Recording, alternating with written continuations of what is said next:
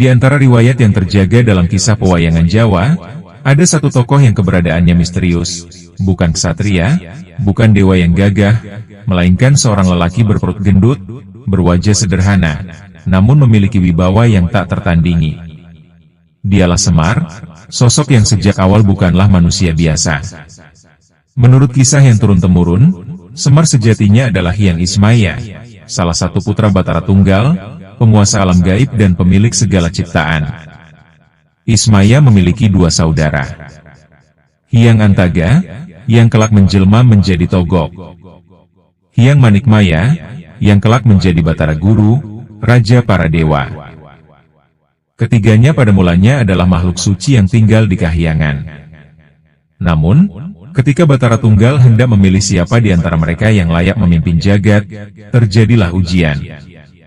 Mereka diminta menelan gunung emas yang besar sebagai lambang kekuasaan. Hyang Antaga mencoba menelan, tetapi mulutnya robek dan bentuknya menjadi aneh. Itulah sebabnya Togok digambarkan berwajah buruk.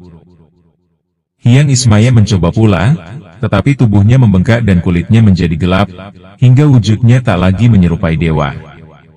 Sementara Hyang Manikmaya tak berusaha menelan gunung itu, ia mengaku tidak sanggup, dan justru mendapat kepercayaan menjadi Batara Guru. Menyadari dirinya tak lagi pantas tinggal di Kahyangan, Hyang Ismaya menerima takdirnya dengan rendah hati. Ia memilih turun ke bumi, bukan sebagai penguasa, tetapi sebagai penjaga manusia, mengawal jalan kebenaran agar dunia tak terjerumus ke dalam keserakahan dan kezaliman. Dalam wujud manusia itulah ia dikenal sebagai Semar, sang pamomong abadi.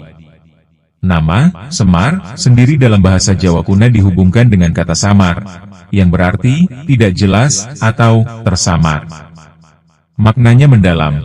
Semar menyembunyikan kemuliaan dan kekuatan ilahinya di balik rupa yang sederhana, agar ia dekat dengan rakyat biasa dan tak disembah layaknya dewa. Dalam perjalanan sejarah pewayangan, Semar ditempatkan sebagai Panakawan, pengikut setia para ksatria Pandawa, khususnya Arjuna. Namun perannya jauh melampaui sekadar pengikut. Ia adalah guru, penasehat, sekaligus benteng moral yang mengingatkan para ksatria agar tidak lupa pada tujuan mulia. Ada pula versi lain yang mengatakan bahwa Semar adalah perwujudan dari roh suci bumi Jawa, penjaga keseimbangan antara dunia manusia, alam, dan Kahyangan. Karena itu, dalam setiap lakon, Semar selalu berada di pihak yang benar, bahkan jika itu berarti harus menentang dewa atau raja. Meski berwajah lucu dan sering mengundang tawa, Semar memikul tugas berat. Ia adalah satu-satunya tokoh pewayangan yang tidak bisa dibunuh, tidak bisa dikalahkan, dan tidak tunduk pada godaan kekuasaan. Semua itu karena ia bukan sekadar tokoh cerita, melainkan lambang kebijaksanaan abadi, penjaga nilai-nilai luhur yang tak lekang oleh zaman.